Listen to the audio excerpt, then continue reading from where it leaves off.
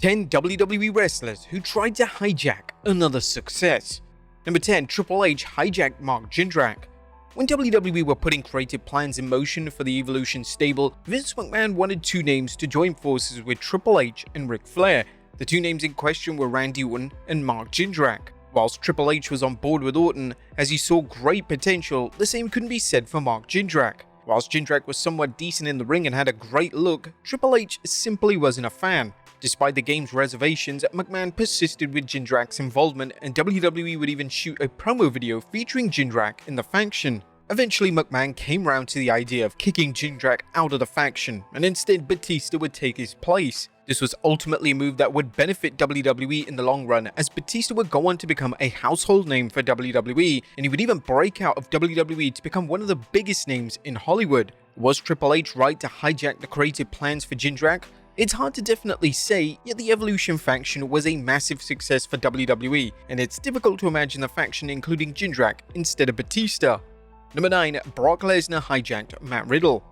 The 2022 Royal Rumble was a total disaster. While it's widely regarded as one of the worst Rumble matches in WWE history, the match was a complete mess, as hardly any of the eliminations made any logical sense, and the match was focused on names such as Brock Lesnar and Shane McMahon, which didn't sit well with fans. Initially, it was reported that Riddle was the man that WWE were going to have win the matchup, and Riddle even confirmed this himself. As he was prone to do, Lesnar, who'd always had a ton of resentment towards Riddle, interjected himself in Riddle's big night and cancelled this monumental victory. Speaking during a virtual signing, this is what Riddle had to say on the matter. "I was told that I was going to win the Rumble and everything else, and then Bobby Lashley beat Brock Lesnar because somebody came in and hit him with the belt or what have you. Then Brock came in, didn't want to do business with everybody, said he was winning, and then he won. Like none of the producers, nobody stood up to him and they let him do it. I didn't either. Whilst Riddle isn't everyone's cup of tea, there was no purpose of Lesnar winning the Rumble again, and it would have been extremely refreshing to see names such as Riddle win one of the most prestigious matches on WWE's calendar." Number 8. The Undertaker hijacked CM Punk. CM Punk was on the roll of his career in 2009. He'd embarked on a critically acclaimed heel turn and he was firing on all cylinders. However, when Punk was booked to wrestle The Undertaker for the world title at Hell in a Cell, it came as a surprise that Punk would drop the title so convincingly. It later surfaced that the dead man had a personal issue with Punk, and this led to the WWE losing faith in the popular star. The story goes that Punk wasn't following WWE's dress code, and with The Undertaker being the locker room leader, he reportedly spoke to management, and Punk's successful run was halted almost immediately. During a Patreon Q&A, The Undertaker opened up regarding this urban legend, and he did state that he did have words with Punk over his appearance, yet The Undertaker fails to confirm if he spoke to WWE management. So we had an initiative at one point where they wanted us, the wrestlers, traveling to dress a little bit nicer. They wanted us in business casual with a really relaxed viewpoint on the casual. I think we might have been in Europe and we were getting off the bus and getting ready to go to the arena, and I just stopped him because he was dressing like Punk did back in the day, whatever it was. I was like, hey man, none of us like having to dress like this, but you're gonna get a little bit of heat with the boys. You might just want to think about dressing a little better. If I recall correctly, he says, well, what about Cena? I may have replied, you're not Cena. There's nothing wrong with that. Number 7. John Cena hijacked Wade Barrett. The summer of 2010 was all about the Nexus. The group of rookies invaded WWE programming and they committed to making the names credible and legitimate. One of the key names of the faction was to get Wade Barrett over.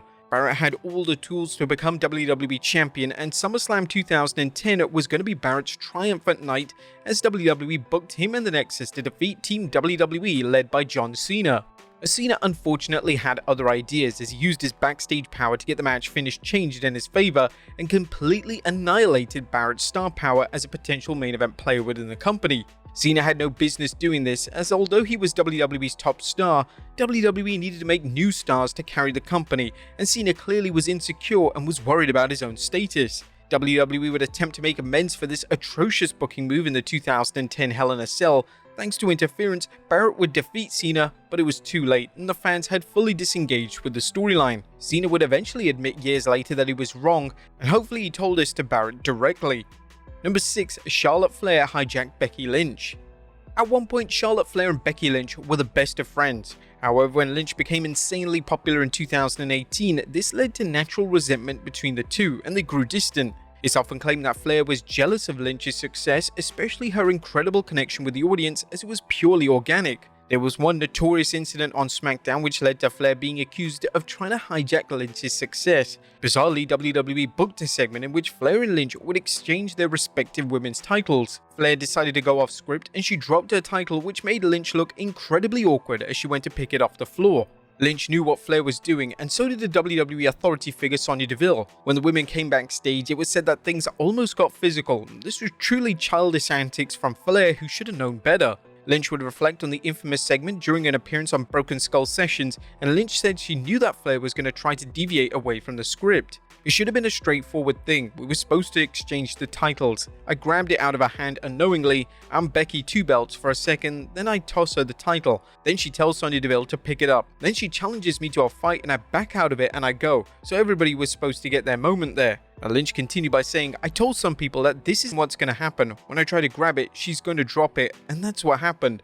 And so when all this was going on, I was just fuming, mostly because I knew in advance that was what was going to happen and I had no way to stop it. Number 5. Triple H hijacked Rob Van Dam. In the second half of 2002, Rob Van Dam was arguably the most popular wrestler in WWE. When it was confirmed that WWE would be introducing a second world title for the Raw brand, it was a firm belief amongst the fans that RVD should be the one to win it. This new world title was eventually awarded to Triple H, but with RVD being the game's first challenger, there was some hope that RVD was going to defeat him to finally become champion. Despite his immense popularity, it was believed that Triple H was the one behind RVD being mysteriously moved down the card in 2002. It was rumored that RVD rejected Triple H's help with his promo work, and this led to the Cerebral Assassin taking great offense, and before fans knew it, RVD was out of the title hunt. This was a case of Triple H believing that every wrestler wanted his help, and it was possibly a version of the game that was incredibly insecure and was terrified that a popular star such as RVD may replace him in the upper echelon of WWE programming. Number 4. Brock Lesnar hijacked Jinder Mahal. The Jinder Mahal WWE title run in 2017 alienated a lot of fans, and when WWE was set to book a champion versus champion showdown between Mahal and Universal Champion Brock Lesnar for Survivor Series, Lesnar said absolutely not. In a random move, Mahal was booked to drop the WWE title to the talented AJ Styles, and AJ vs Lesnar was now the main focus for the annual Survivor Series. It was rumored that Lesnar was behind this change as he had no interest in working with Mahal, and these rumors were confirmed by former SmackDown showrunner Road Dogg on his podcast back in 2022. Lesnar hijacking Mahal's run seemed drastic, yet there was no way WWE fans were going to take a match between the two seriously, and Lesnar vs AJ resulted in an undisputed classic, and this wouldn't have occurred unless Lesnar used his backstage influence. Number 3. John Cena hijacked Alex Riley. When Alex Riley broke away from The Miz in 2011, WWE cemented Riley as one of the top babyfaces in the promotion. Riley was, to his credit, incredibly over, and he was even a rumored frontrunner for the 2011 Money in the Bank briefcase. Virtually overnight, Riley's strong presentation stopped completely, and Riley was barely featured on WWE TV. It turned out that John Cena was the man behind this, as Riley and Cena didn't get on behind the scenes, and a specific incident where Riley rejected Cena's help backstage struck a nerve with the WWE's franchise guy. Riley had a ton of potential in the company, and Cena was influential in Riley failing to reach the top of the ladder on the main roster. In relation to what Riley himself says about Cena hijacking and derailing his moment back in 2011, this is what he had to say during an interview with Chris Van Vliet. I think it came down to, at the end, two men just not liking each other. As sad as that is, it had an impact on my career because he is who he is. I just happened to be in a situation where, right from the start, it was just he didn't like me.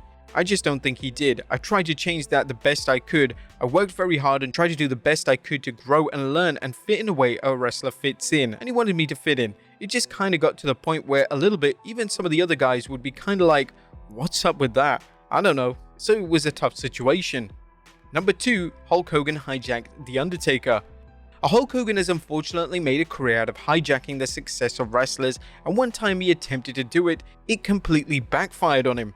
In 1991 at Survivor Series, The Undertaker defeated Hulk Hogan to win the WWE title. Following the match, Hogan claimed that The Undertaker hurt his neck following a tombstone onto a chair. This was a complete lie. The Undertaker took great care of Hogan, and Hogan was just trying to stop The Undertaker's momentum by telling this disgusting lie. Speaking to ESPN in an out-of-character interview, the dead man talked about this, and he revealed that it wasn't until he watched the footage back that he realized that Hogan's head didn't even make contact with the chair. And I got to San Antonio and I was like, Terry, I watched it back. Your head never hit. He was like, well, brother, what it was, you had me so tight that when I came down, I had nowhere to move, and that's just what jammed my neck because I couldn't move at all. And at that point I was like, okay, I know what you're all about, and that's all I needed. Thankfully, almost everyone within WWE knew what Hogan was like as a human being, so they didn't invest in Hogan's lies and accusations. And number 1, Triple H hijacked Jeff Hardy. WWE fans have firmly chosen Jeff Hardy as a new face of the company in 2008. Hardy had connected with every demographic, and it came time at the Armageddon pay-per-view to finally crown Hardy as the guy. Hardy would defeat both Edge and Triple H in a triple threat match to become WWE Champion, and for the first time, and whilst most WWE names backstage were on board with Hardy becoming the guy, the same couldn't be said for Triple H. According to former WWE writer Freddie Prinze Jr., WWE received pushback from the game as he questioned if Hardy was truly ready to win the WWE Championship. The game would even ask if the company could even trust Hardy in such a prestigious position, which of course was a reference to Hardy's personal issues. Although Vince McMahon did indeed crown Hardy in late 2008, his reign would only last a month and he would drop the title back to Edge at the next pay-per-view event. Triple H had clearly gotten into McMahon's head as there was no justification in Hardy dropping the title, and it was another case of Triple H hijacking someone's popularity out of total spite. But there you have it folks, 10 WWE wrestlers who tried to hijack another success. Be sure to leave your comments down below, and I'll see you next time with some more wrestling content.